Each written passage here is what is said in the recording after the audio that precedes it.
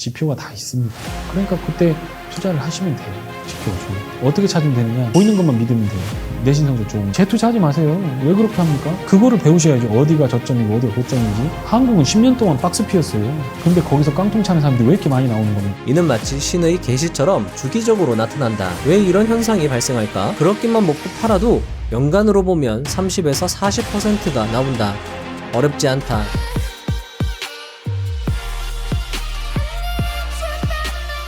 조회수 146만의 영상의 주인공이자 왠지 우리 학교 젊은 괴짜 교수님 중 한 분이었던 것 같은 이 사람의 이름은 강영현입니다. 우리는 이 사람에게 주목할 필요가 있습니다. 왜냐하면 그는 이 책의 표지에 나온 그대로 정말 주식 천재이기 때문입니다. 천재하면 생각나는 사람은 아인슈타인이 있습니다. 사람들이 아인슈타인을 천재라고 부르는 이유는 그가 세상이 움직이는 이치와 원리를 사람들이 이해할 수 있는 공식으로 표현했고, 우리는 그 공식을 통해 세상이 움직이는 원리에 대해 더 깊이 이해할 수 있었으며, 그 이해를 바탕으로 우리의 세상을 한 단계 더 발전시킬 수 있었기 때문입니다. 세상을 한 차원 업그레이드 할 수 있게 해준 공식, 상대성 이론의 공식을 아인슈타인이 만들었기 때문에 우리는 그를 천재라고 하는 것일 것입니다. 그리고 이 강영현이라는 주식 천재는 주식 투자에서 가장 중요하다 할 수 있는 수익이 만들어지는 이치를 우리가 이해할 수 있는 이 공식으로 표현하여 그 공식과 풀이를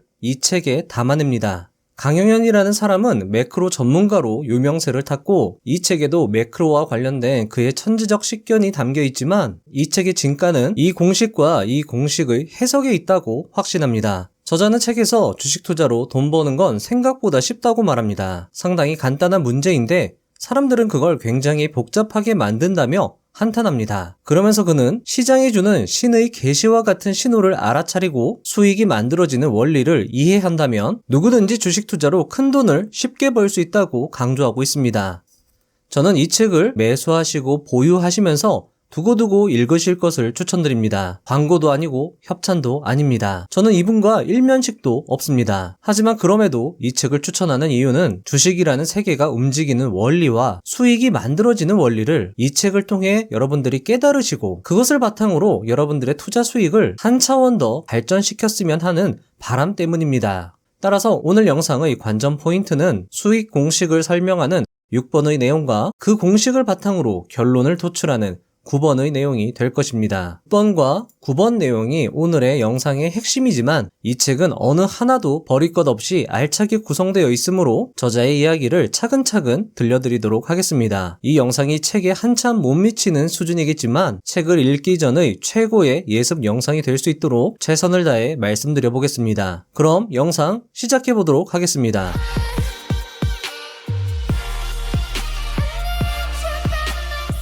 1. 돈이 있을 때가 아니라 돈을 벌 수 있을 때 사라.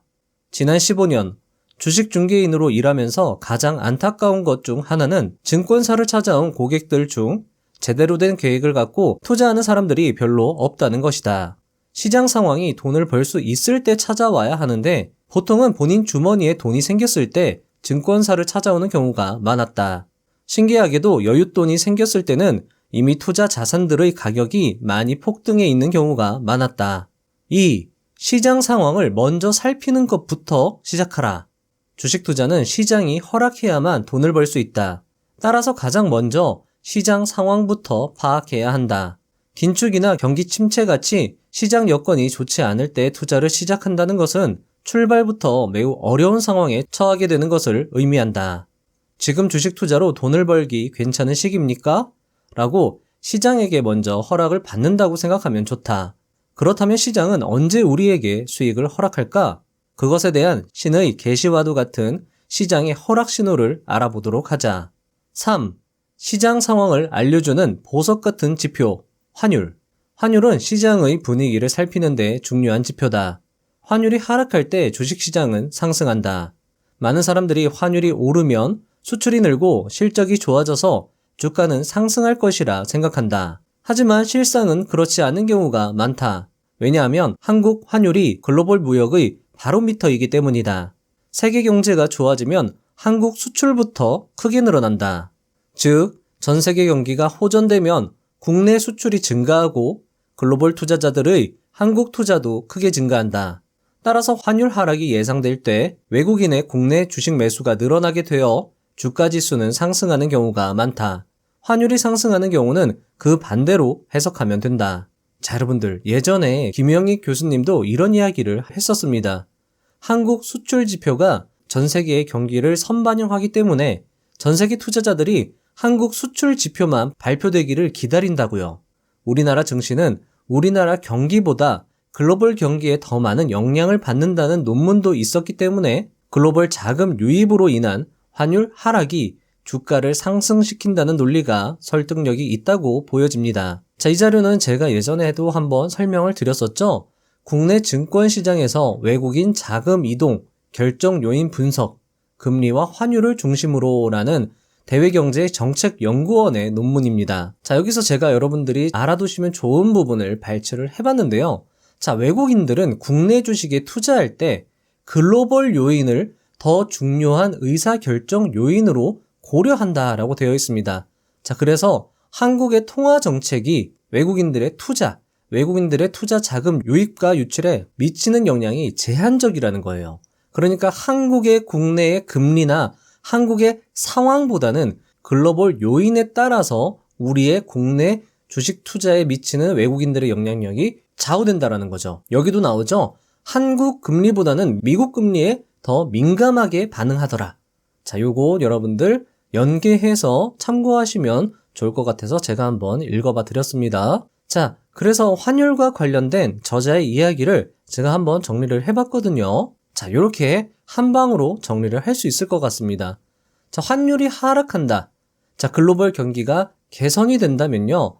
한국 수출이 먼저 개선이 된다라는 겁니다. 글로벌 경기의 선행 지표가 한국 수출이라는 거죠. 자, 그래서 한국 수출이 개선이 되면 국내로 투자 자금이 유입이 된다라는 겁니다. 자, 수출이라는 거는 우리나라의 물건을 해외에 파는 거죠. 자, 그러면 달러가 국내에 유입이 되겠죠. 그러면 결국에는 환율이 하락한다라는 겁니다.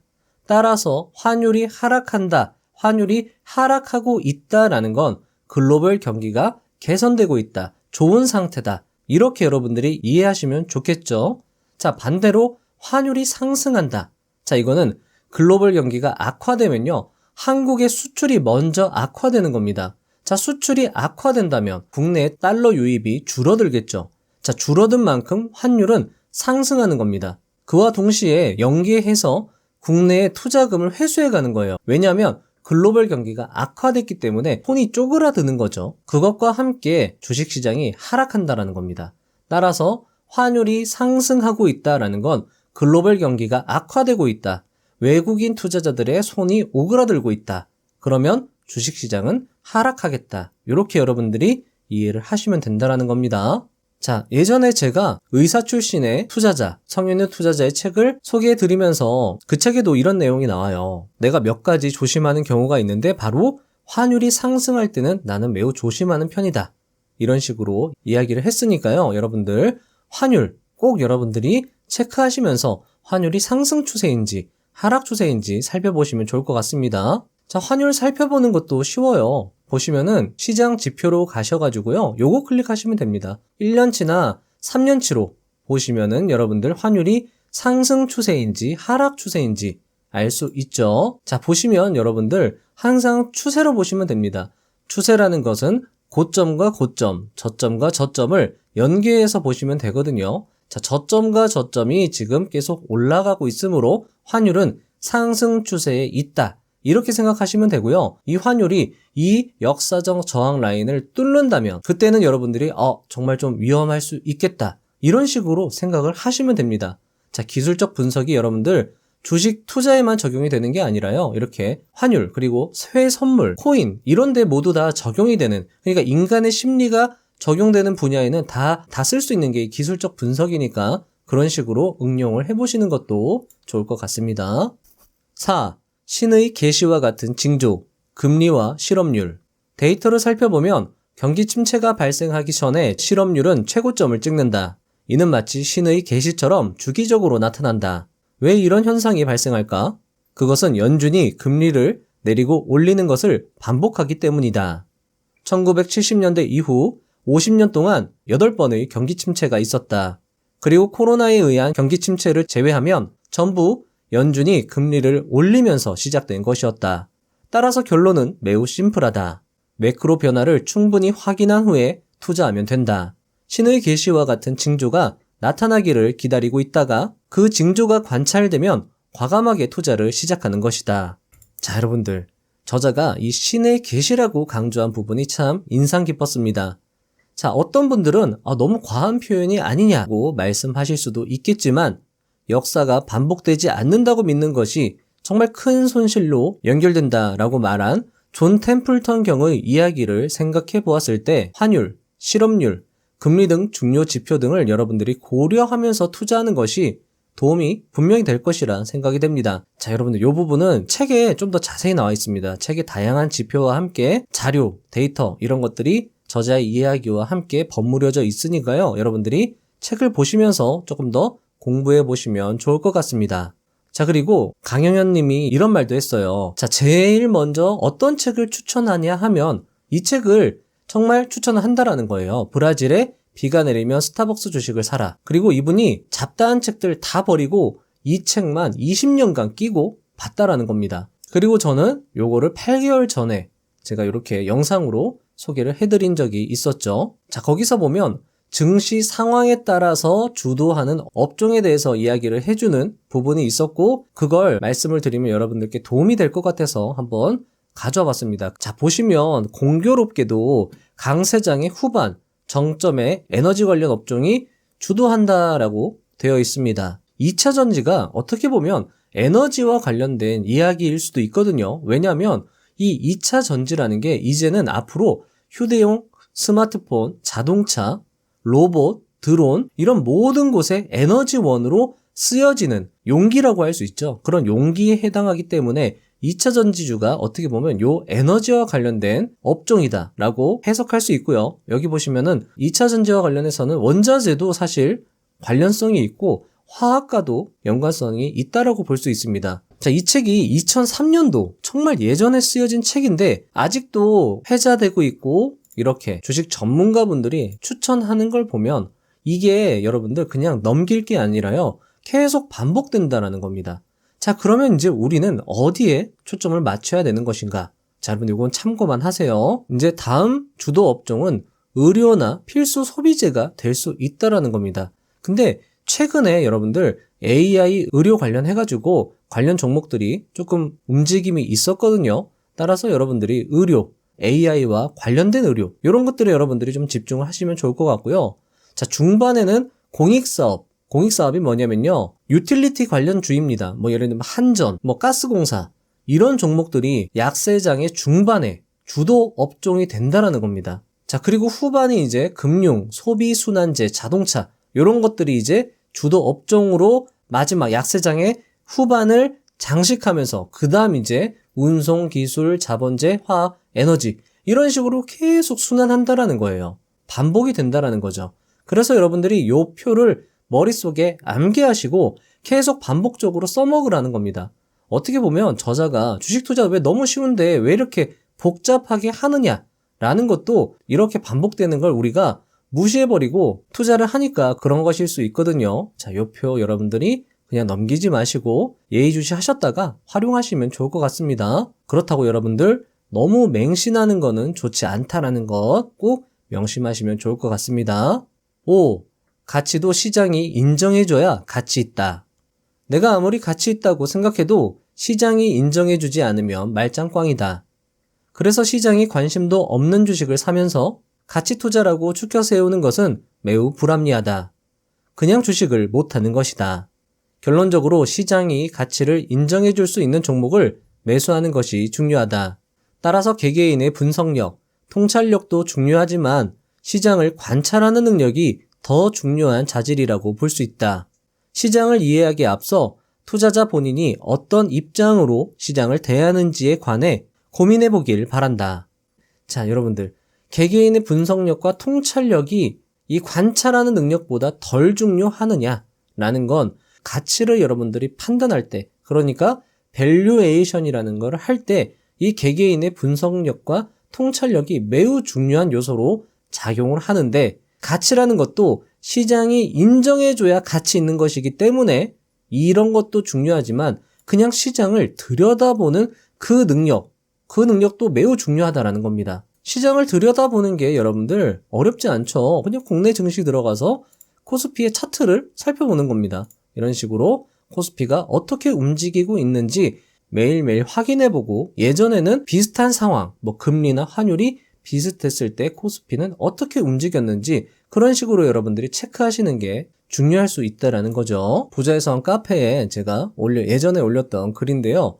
자, 보시면은 요거는 한국의 기준금리입니다. 그리고 요게 코스피 지수, 시기열을 연동시킨 거예요. 자, 여기서 여러분들 이렇게 보시면은 헷갈려요. 이게 연관성이 없어 보인단 말이죠. 자, 근데 여기 한 가지만 제가 말씀을 드리면 확 보이는 게 있을 겁니다. 뭐냐면요. 금리가 바닥 수준일 때 주가는 크게 상승했다라는 겁니다. 여기도 마찬가지죠. 금리가 바닥 수준일 때 주가가 크게 상승했다. 여기도 마찬가지죠. 금리가 바닥 수준일 때 주가는 크게 상승했다. 자, 근데 여기서 여러분들이 유의하실 게요. 금리가 하락하는 도중에는 여러분들 주가가 크게 한번 빠질 수 있다라는 겁니다. 금리가 하락하는 도중에는 증시가 불안정하다. 대신에 금리가 낮은 수준으로 유지될 때 그때 불현듯 주가는 반등한다. 이렇게 여러분들이 이해하시면 좋을 것 같습니다. 6. 자, 중요합니다. 수익 공식의 이해. 자, 요 공식 여러분들 머릿속에 암기하시는 게 좋을 것 같습니다. 어떻게 보면 너무 뻔하잖아요? 근데 이거를 하나하나 뜯어보기 시작하면 이 안에 엄청난 의미와 전략들이 무궁무진하게 도출될 수 있다는 겁니다. 암기하고 이해를 하신다면 주식시장에서 이 수익이 만들어지는 원리를 깨우칠 수 있다는 거죠. 자, 저자 이야기를 일단 들려드리도록 하겠습니다. 수익 공식은 원금 곱하기 수익률 곱하기 성공 확률 곱하기 비중 곱하기 1- 비용으로 결정된다. 따라서 수익을 많이 내기 위해서는 원금이 무조건 커야 한다. 다음으로 수익률이다. 수익률이 높으면 높을수록 좋다. 그런데 주식 투자는 100%가 없으므로 성공 확률이라는 조건이 공식에 포함된다. 투자에 있어 비중 역시 매우 중요한 요소다.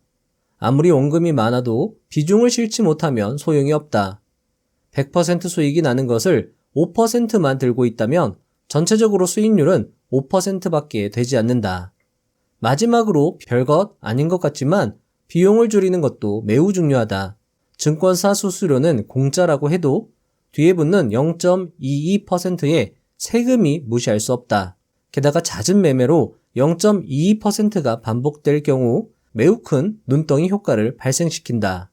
잦은 매매는 성공 확률을 낮추고 비중은 제대로 한 번에 씻지도 못하게 하면서 비용은 복리로 늘어나게 하니 3단 콤보로 손실을 발생시키는 것이다. 자, 여러분들, 저자는 수익을 구성하는 중요 요소들이 많은데도 불구하고 사람들은 너무 이 수익률에만 집착해서 실패하는 경우가 많다라고 말하고 있습니다. 그러면서 원금과 비중의 중요성을 강조하고 있습니다. 하지만 어떠한 실전 투자의 고수들은 원금보다는 성공 확률을 더 강조하기도 합니다. 따라서 여러분들, 정해진 정답은 없습니다. 각자의 스타일에 맞추어 투자하는 것이 적절하다고 보여집니다. 자, 그리고 이 저자의 공식을 바탕으로 스타일별 투자 전략을 제가 한번 만들어 봤는데요. 한번 참고만 해주시면 좋을 것 같습니다. 자, 단기 투자, 중기 투자, 장기 투자입니다. 원금의 중요도는 여러분들 장기 투자가 가장 높습니다. 단기 투자는 원금이 낮아도 얼마든지 큰 돈을 벌 수 있죠. 중기 투자는 한 중간 정도 될 것 같아요.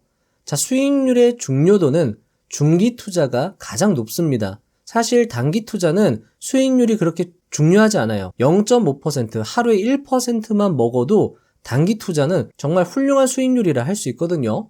자, 그리고 장기 투자에 있어서도 수익률은 중요하지 않습니다. 왜냐하면 장기 투자는 확정 수익을 스스로 계산해내서 투자를 하는 것이기 때문에 수익률이 중요하지가 않아요. 어떻게 보면 이 수익률의 중요도가 장기 투자가 가장 낮다고 볼 수 있습니다. 성공 확률의 중요도입니다. 단기 투자가 가장 높습니다. 성공 확률이, 단기 투자를 여러분들이 하시려면 성공 확률이 좋아야 돼요. 그래서 단기 투자의 고수들이 하나같이 얘기하는 게 80% 이상의 성공 확률을 가져야 한다. 이런 식으로 이야기를 하거든요. 따라서 단기 투자에서 성공 확률 중요도가 제일 높다. 자, 그러니까 손절이 필연이라는 겁니다. 단기 투자는 내가 사면 올라가야 돼요. 근데 떨어졌다. 그럼 내가 틀렸으니까 손절이 필요하다라는 거죠. 자, 성공 확률의 중요도가 가장 낮은 게 장기 투자입니다.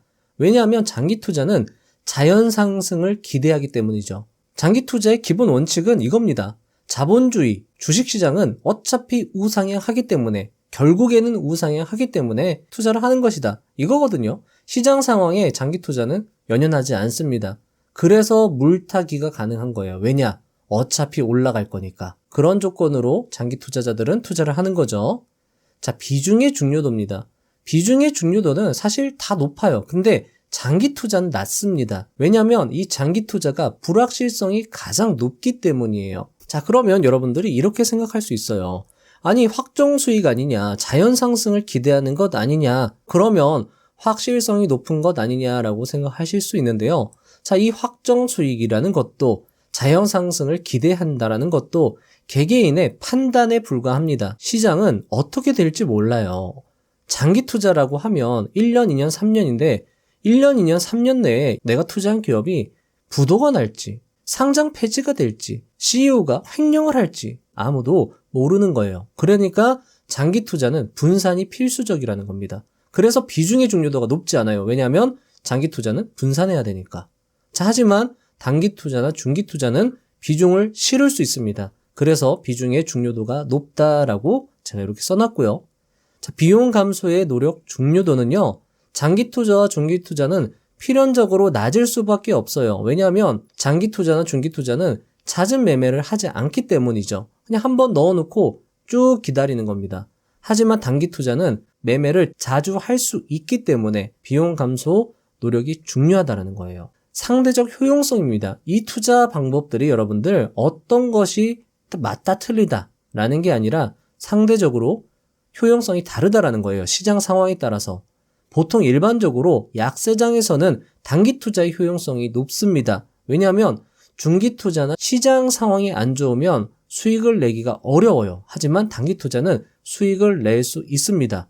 수익을 낼 수 있다라는 그 가능성만으로도 이 단기 투자의 효용성이 있다라는 거예요.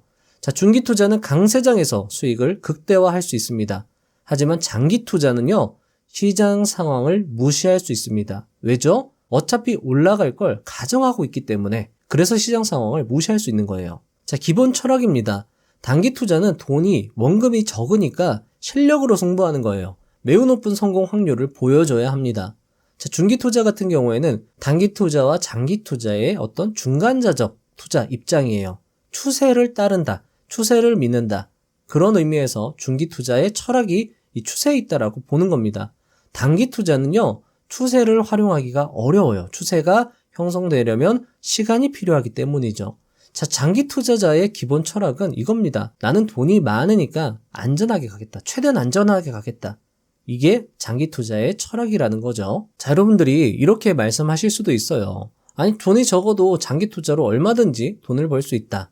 자, 하지만 장기 투자가 확률적으로 원금이 작으면 사실 단기나 중기 투자가 돈을 벌 확률은 조금 더 높을 수 있습니다. 물론 장기 투자가 잘 맞으시는 분들은 또 어떻게 보면 그렇게 할 수 있겠지만 산술적으로, 수학적으로 보면은 단기와 중기 투자가 나한테 맞다면 오히려 원금이 작을 때는 이런 투자법이 더 효율성이 높다라는 거죠. 자, 난이도입니다. 여러분들, 난이도는요, 세상에 쉬운 게 없잖아요. 세 가지 투자법을 딱 잘라서 뭐가 더 쉽고 좋은 투자라고 이 구분하기가 어렵습니다. 하지만 자신에게 맞는 것이 좀 더 쉽고 좋을 수는 있겠죠. 자, 하지만 그럼에도 불구하고 단기 투자, 중기 투자, 장기 투자, 사실 이렇게 구분하는 게 의미가 없습니다. 단기, 중기, 장기 투자란 없다. 오로지 기준과 원칙이 있을 뿐이다. 라고 써놨거든요. 왜냐하면 기준과 원칙에 맞으면 매수하고 기준과 원칙에 내 매도 타이밍이다 라고 하면 파는 거예요. 박용욱 투자자님, 전형적인 어떻게 보면 가치 투자자라고 할 수 있죠. 그분이 한국경제TV를 강하게 매수했다가 한국경제TV가 급등이 나오니까 매도하셨어요. 그분이 그런 투자를 했다고 단기 투자를 하신 겁니까?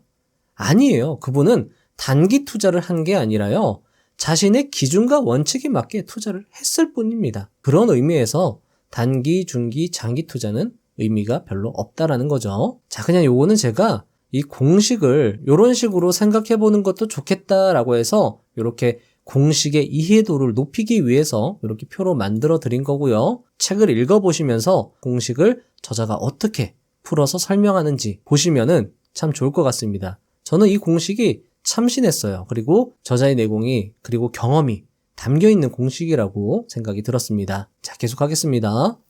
7. 성공 확률을 높이는 방법. 결국 성공 투자는 원금도 일정 수준 이상으로 늘려야 노동으로 버는 돈 이상을 벌 수 있고 두렵더라도 비중을 태우면서 그에 수반하는 비용은 줄여야만 한다. 어쩌면 투자에 있어 가장 어려운 것은 돈을 잃을 수 있다는 두려움을 극복하는 것일지도 모른다. 하지만 시장이 상승할 때는 거의 대부분의 투자자들이 성공한다. 그럴 때는 세금이나 비중 같은 것들을 크게 신경 쓰지 않아도 될 만큼 풍요롭다. 따라서 개인 투자자들은 시드를 충분히 지키고 키운 상태에서 상승장이 올 때를 기다리고 노려야 한다. 자, 여러분들 상승장이 언제라고 제가 아까 말씀드렸죠? 금리가 충분히 낮은 수준으로 또는 금리가 최저점으로 금리가 충분히 인하되었을 때 정부 당국에서 앞으로 금리 인하 더 이상 안 할 거다라고 이렇게 신호를 줄 때 그때가 여러분들이 본격적으로 정말 강하게 투자를 할 시기라는 거죠. 8. 하락장에선 뭐든 안 된다. 차트를 보고 매매하라, 성장주를 사라, 장기 투자를 하라, 가치 투자를 하라 등 많은 방법론이 제시된다. 분명한 것은 이런 말들은 일정 국면에서는 적합하게 보이지만 그런 일정 구간을 지나버리면 매우 쓸모없거나 위험한 말이 된다. 따라서 특정 방법론을 맹신하게 되면 실패 확률이 매우 높아진다. 시장의 큰 흐름에서 이길 확률이 높은 자리를 찾아야만 한다. 금리가 오르는데 성장주를 투자하거나 추세 하락장에서 장기 투자를 하는 것은 성공 확률을 낮추는 투자다. 어쩌면 그냥 죽으라는 얘기일 수도 있다. 확실한 한 가지는 시장이 전체적으로 올라갈 때 내 투자도 성공 확률이 같이 높아진다는 것이다. 따라서 투자의 성공 확률을 높이기 위해서는 언제 살 것인가를 고민하는 자세가 더욱 필요하다 할 것이다.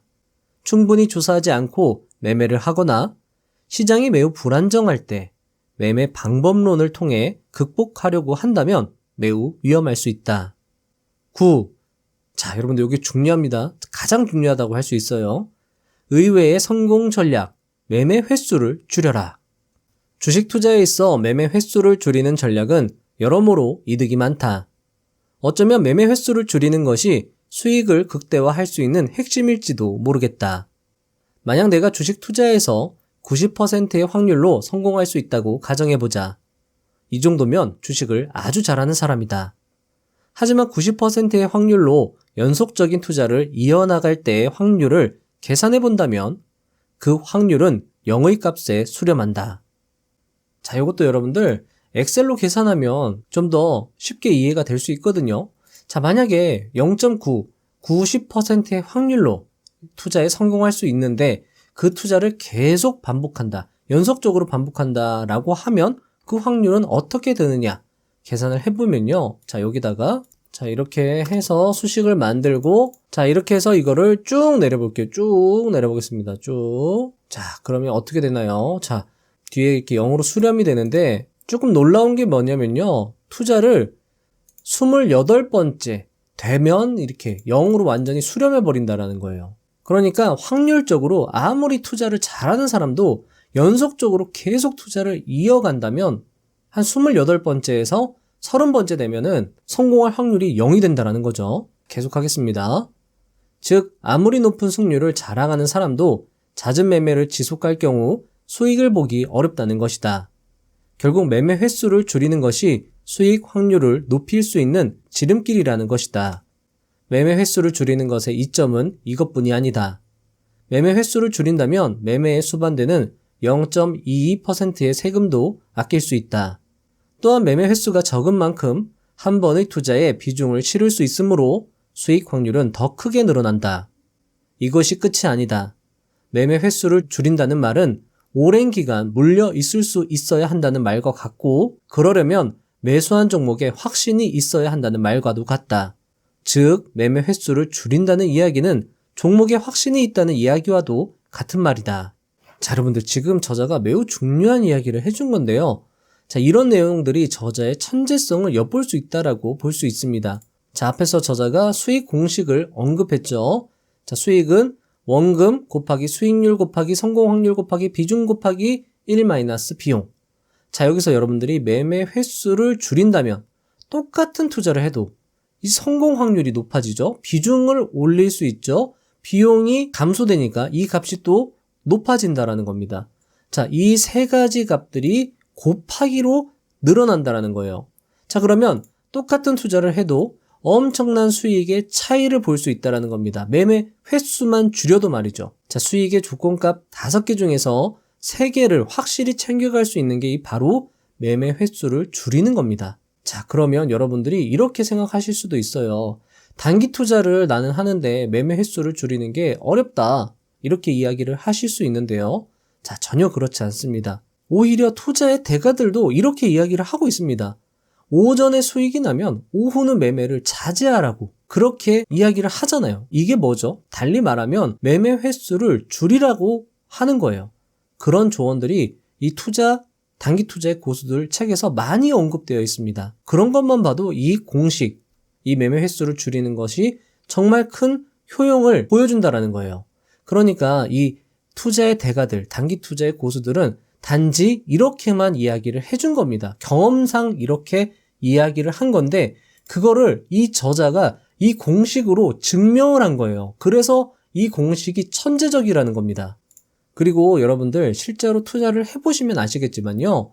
한 번에 당일 단타로 큰 수익을 내놓고 또 재차 매매를 시도해서 손실을 보는 경험을 많이 해보셨을 겁니다. 그러니까 여러분들이 단타를 하시더라도 하루에 딱 한 번 가장 확률 높은 자리에서 비중 있게 하고 그렇게 해서 수익이 났다라고 하면 그냥 그날은 매매를 마무리하는 게 수익을 극대화할 수 있는 비밀이라는 겁니다. 이게 정말 좋지 않나요? 그냥 만약에 오늘 비중 있게 단타를 해서 5% 정도 먹었다라고 해요. 1%에서 5%. 그럼 그냥 그날은 쉬라는 겁니다. 그게 수익률, 돈 버는 길이라는 거예요. 더 하지 말라라는 거예요. 그게 수학적으로 된 것이라는 겁니다. 자, 그리고 책에는 이런 기발한 내용, 참신한 내용들이 많았습니다.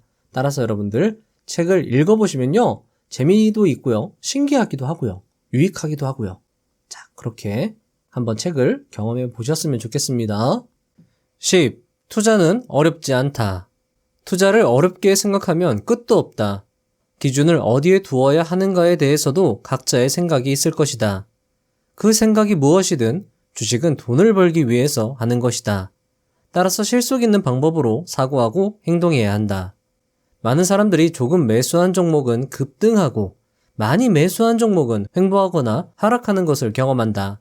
이렇게 실속 없는 투자 경험이 많아지면 많아질수록 시장이 더 어렵고 복잡하게만 느껴진다. 종목 선정도 헷갈리고 투자가 어렵게만 느껴진다. 그리고 이런 경험을 하는 대다수의 투자자들은 수익에 초점을 두기보다는 수익률에 초점을 두는 투자를 지향한다. 그럼 수익률이 아닌 수익에만 집중하는 투자는 어떻게 투자를 할까? 그들은 1억이 있다고 가정하면 그냥 계속 들고 있다가 3에서 4개월에 한 번씩 지수가 급락할 때마다 지수 ETF를 매수해서 10%씩만 먹고 판다. 그렇게만 먹고 팔아도 연간으로 보면 30에서 40%가 나온다. 어렵지 않다. 증권사 신용담보 부족으로 인한 반대매매 속출이라는 뉴스만 나올 때마다 그렇게 윗방향으로 지수만 샀다 팔았다 하면 된다. 11. 심리가 다르다. 주식을 수익률에 목표를 두면 심리가 달라진다. 편하게 수익을 챙길 수 있는 많은 기회를 뒤로한 채 높은 수익률을 줄 것 같은 그럴싸한 이야기만 찾아듣고 그런 종목들의 베팅을 해 나가기 시작한다. 당연히 성공 확률은 줄어들고 몇 번 실패하면 무서워서 비중을 싣지도 못한다. 이런 식으로 투자하면 시장이 복잡하고 어렵게 느껴진다. 시장은 한결같이 늘 그래왔는데도 말이다. 자, 여러분들은 아마도 이 여의도 큰손 할머니라고 들어보셨을 겁니다. 그분은 주식시장이 크게 하락하면 다들 투자를 기피할 때 망한다, 더 떨어진다 이런 이야기가 나오면 증권가에 호련하게 나타나서 우량주를 그냥 엄청난 규모로 쓸어 담고 주식시장이 이제 어느 정도 상승해서 여기저기 돈 벌었다는 사람이 생기면 그러면 이제 모든 종목을 싹 다 팔아치우는 방식으로 엄청난 수익을 챙기는 투자자로 유명합니다. 어쩌면 이 여의도 큰손 할머니는 수익률보다는 수익이 더 중요하다는 것을, 매매 횟수를 줄이는 게 더 중요하다는 것을, 종목 선정보다는 매매 시기가 더 중요하다는 것을 딱 깨닫고 그런 투자를 실천을 하신 거죠. 여러분들도 자신의 투자 방식에 문제점은 없는지 한번 체크해 보시고요. 만약 너무 많은 종목을 너무 잦은 빈도로 매매하고 있다면 매매 횟수를 줄이고 가장 높은 확률, 가장 잘 될 것 같은 종목 하나만 남겨두고 그런 종목들로 매매 횟수를 줄이는 연습을 해보시면 좋을 것 같습니다. 12. 트레이딩을 지배하는 자의 무기, 레인지 매매. 이 책을 읽으면서 제가 놀랐던 게 저자의 매크로적 식견뿐만 아니라 투자자적 식견 역시 상당하다는 것이었습니다. 그의 매매법에도 참신함과 기발함을 볼 수 있었는데요. 저자의 이야기를 들려드리고 사례로 다시 한번 정리를 해드리도록 하겠습니다. 한국의 종합지수는 10년간 박스권이었다. 2000선을 중심으로 위아래 10%를 움직였다. 이제부터는 2100선을 중심으로 위아래 10% 정도를 왔다 갔다 하기를 바랄 뿐이다. 결국 한국 시장에서는 장기 투자보다는 저점에서 사고 고점에서 팔면서 확률이 높은 트레이딩을 해야 승산이 있다는 것을 알 수 있다. 그렇지만 그것도 대부분의 투자자는 직장 생활과 병행하면서 해야 한다. 주식 투자 경험도 그리 많지도 않은 상황에서 말이다. 이제부터 마음 편한 매매를 하기 위해 필요한 전술적 방법을 말해보려 한다. 내가 직접 해보고 주로 사용하는 레인지 매매다. 레인지란 특정 범위를 나타내는 말이다. 특정 범위 안에서의 거래를 모두 옳다고 인정해주는 것을 기본으로 하는 매매법이다. 투자를 하면서 나를 가장 괴롭혔던 것은 여기서는 더 안 떨어지겠지? 이 위로 올라가면 내리겠지? 라는 내 생각이 틀렸을 때였다. 즉, 특정 지점을 스스로 판단해버리는 순간 고통이 시작된다는 것이다. 하지만 정확하게 저점과 고점을 찍는 방법은 내가 아는 한 없다. 그러니 그런 방법을 열심히 연구할 게 아니라 그냥 그 목표부터 버리면 아주 간단하다. 따라서 차트를 볼 때에도 점이나 선으로 볼 것이 아니라 차트가 그려내는 면적 자체를 봐야 한다는 것이다. 그 면적 안에서 매수와 매도 공방이 생기다가 매수가 매도를 압도하는 시기에 나는 매수 편에 붙으면 된다. 이것이 바로 레인지 매매이다. 쉽게 말해 차트 분석으로 매매하다가 좀 틀렸다고 해도 너무 자책하지 말고 투자자 스스로에게 조금 더 느슨한 기준으로 여유를 찾게 해주자는 말이다. 자, 여러분들 레인지 투자법 요걸 제가 차트로 한번 설명드려 보겠습니다. 자, 보시면 요 주가 차트는 삼성전자의 차트고요. 그리고 여기 막대로 표시된 게 미국의 페드의 기준금리를 나타낸 겁니다. 자, 그래서 시계열을 맞춘 거고요.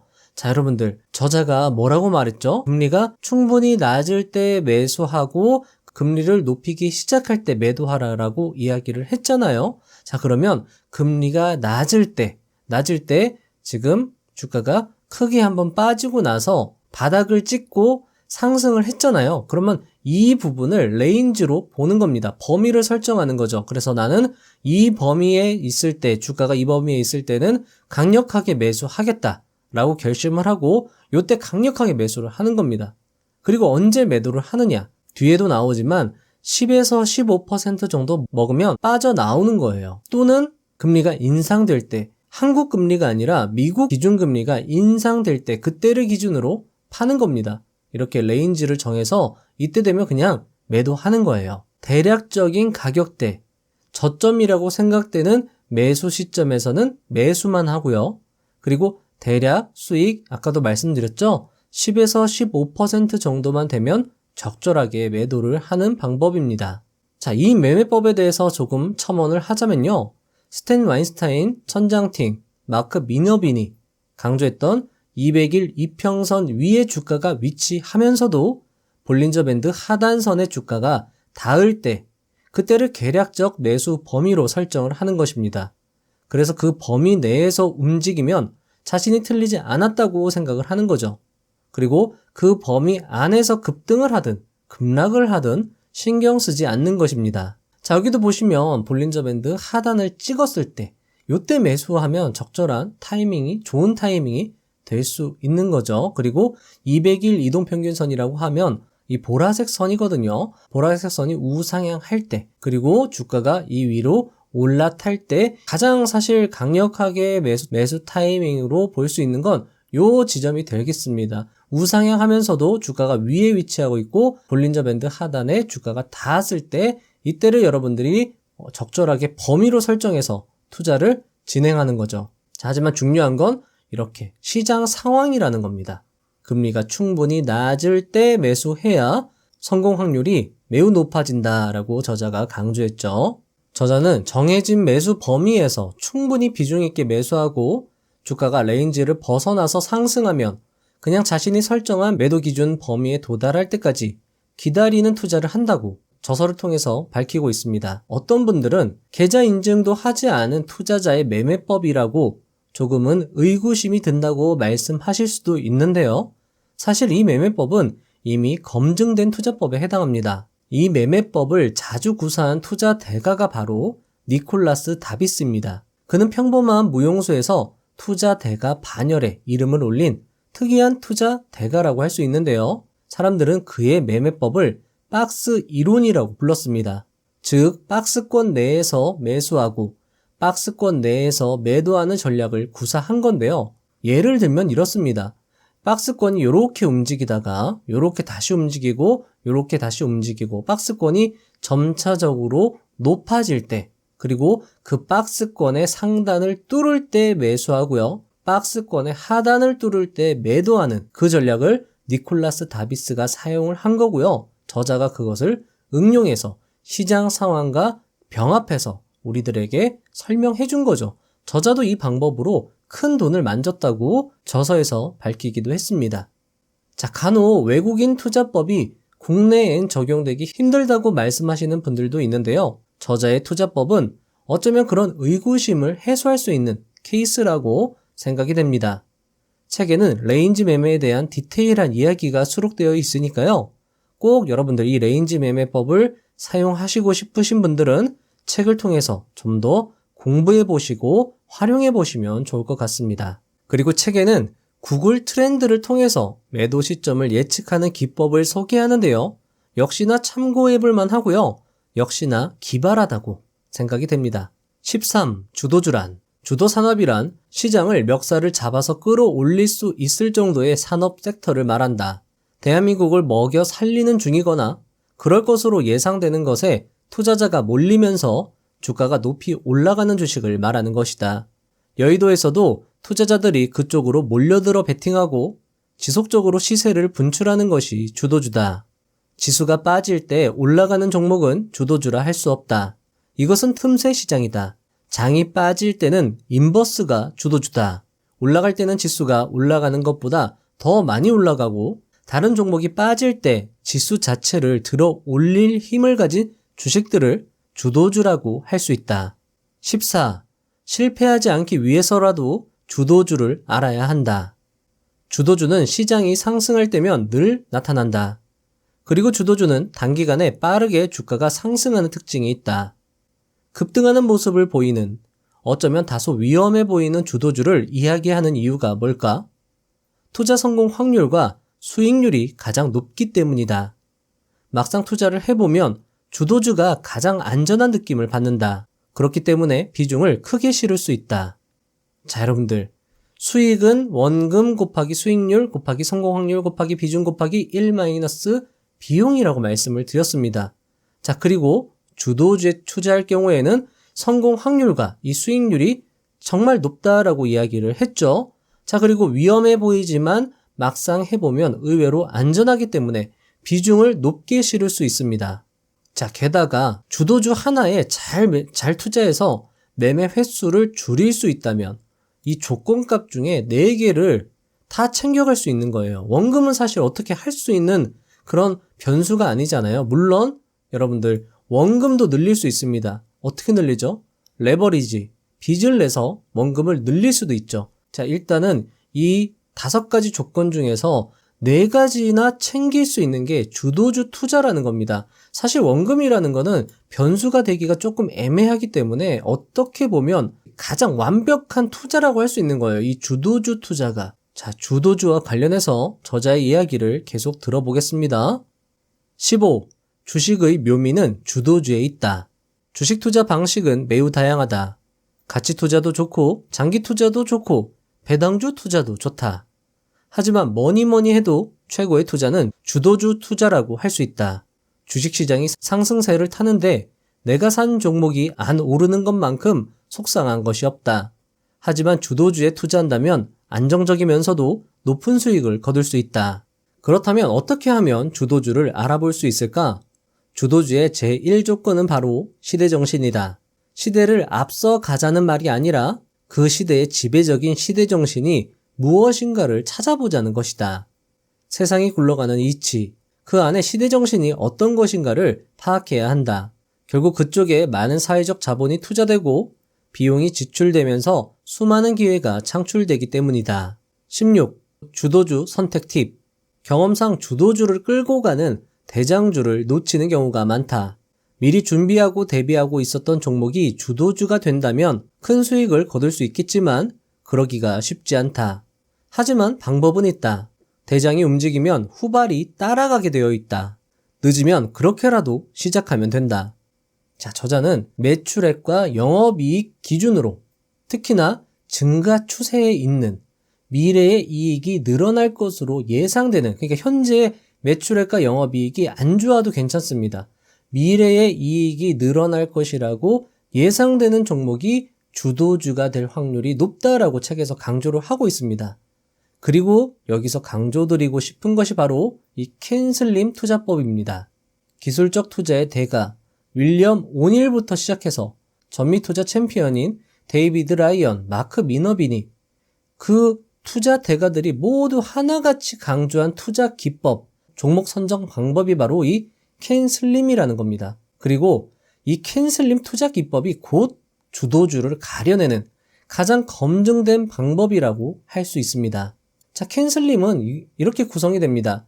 C와 A는 매출 이익률의 증가율입니다, 여러분들. N은 새로운 것, 시대정신, 트렌드, 이런 것들이 될 수 있고요. 유행이라고 생각하셔도 좋고요. 옛날에는 없었는데 새로 생긴 겁니다. 근데 거기에 사람들의 관심과 이목이 집중되는 거죠. 자, L이라는 것은 주가 상승률이 가장 높은 주도주를 말하는 겁니다. I는 기관 투자자 등의 수급, 그리고 M은 시장 상황입니다. 자, 캔슬림을 한 문장으로 정리하면 이렇습니다. 시장 상황이 좋을 때 새로운 것을 만들어내는 기업들 중에서 매출과 이익의 상승률이 가장 높고 주가 상승률이 높으며 기관 투자자, 즉 수급, 즉 돈이 몰리는 기업이 바로 주도주라는 것이고, 이런 특징을 보이는 종목에 투자를 한다면 실패 확률은 매우 낮고 수익률은 매우 높기 때문에 비중 있게 투자할 수 있고, 추세를 타면 굳이 잦은 매매를 할 필요가 없으므로 가장 편하고 행복하게 투자를 할 수 있다라는 거죠. 가장 완벽한 투자라는 겁니다.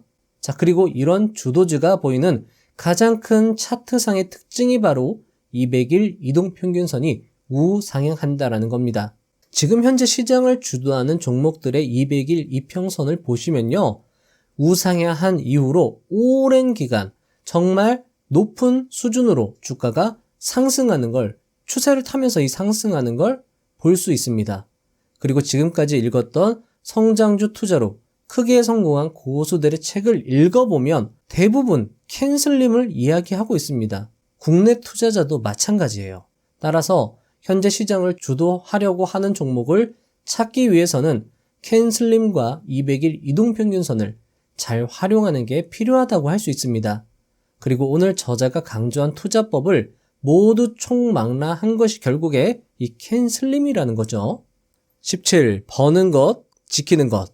투자를 할 때 더 많이 버는 게 중요할까? 아니면 리스크 관리가 중요할까? 흔히 벌어지는 논쟁이다.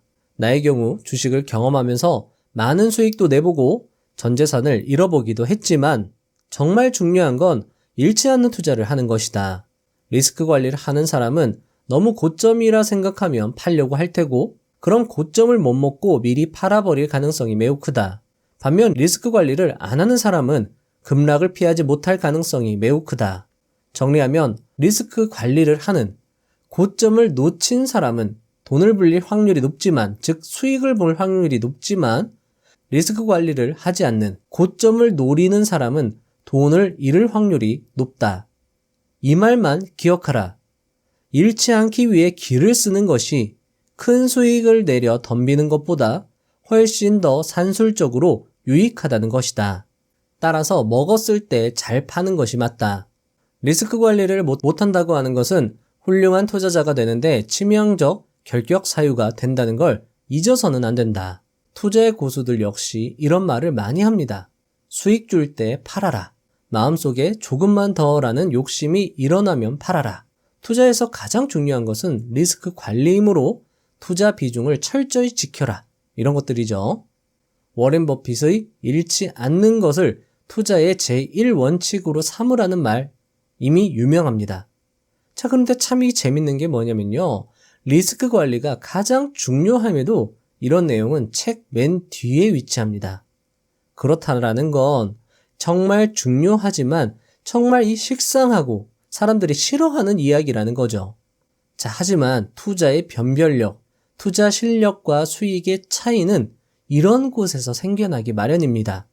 사람들이 싫어하는 것, 못하는 것을 신경 쓰면 다른 사람들보다 수익을 더 높이 가져갈 수 있다는 거죠. 따라서 여러분들도 항상 리스크 관리 신경 쓰시면서 투자를 하면 좋겠죠. 마치며 아쉽게도 시간 관계상 영상을 여기서 마쳐야 할 것 같습니다. 책에는 RSI를 사용하여 투자하는 매매 기법, 오늘 영상에서 말씀드린 것 외에 또 괜찮은 트레이딩 기법이 있거든요. 자, 그리고 시장 방향을 알아차릴 수 있는 지표 등 다양한 지표, 이런 것들이 담겨져 있습니다. 그리고 책을 읽으면서 느낀 것이지만 저자의 식견이 참 새롭다, 좋다 라는 생각이 들었고요. 그래서 제가 여러분들께 추천해 드리는 거예요. 배우 오정세님은 한 수상 소감에서 이런 이야기를 했습니다. 100편이 넘는 작품을 모두 최선을 다해서 했지만 결과가 다 다르다는 게 신기합니다. 돌이켜 생각해보면 내가 잘해서 결과가 좋은 것도 아니고 내가 못해서 결과가 안 좋은 것도 아닌 것 같습니다. 똑같은 노력을 해도 누구는 성공하고 누구는 실패하는 것이 불공평하다는 생각이 들지만 그럼에도 지치지 말고 포기하지 말고 여러분이 하는 그 일을 계속 했으면 좋겠습니다.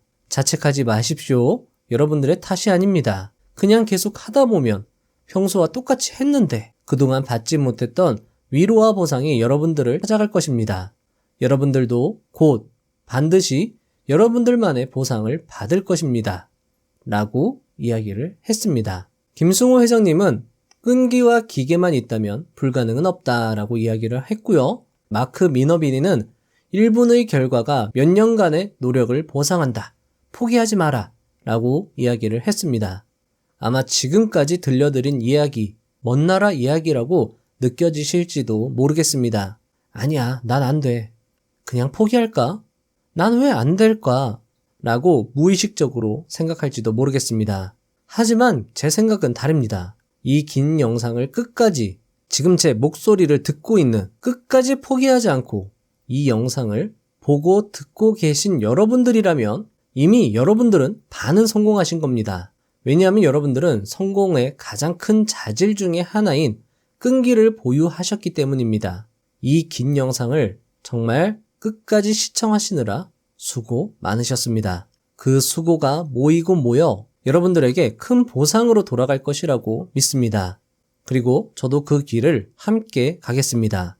여러분들의 성공 투자를 응원하는 채널, 여러분들의 투자 실력과 수익 향상에 도움이 되는 채널이 되도록 계속 노력해 나가겠습니다. 다음 영상도 알차게 준비해서 오겠습니다. 감사합니다. 부자가 되는 지름길로 저와 함께 달려가시죠.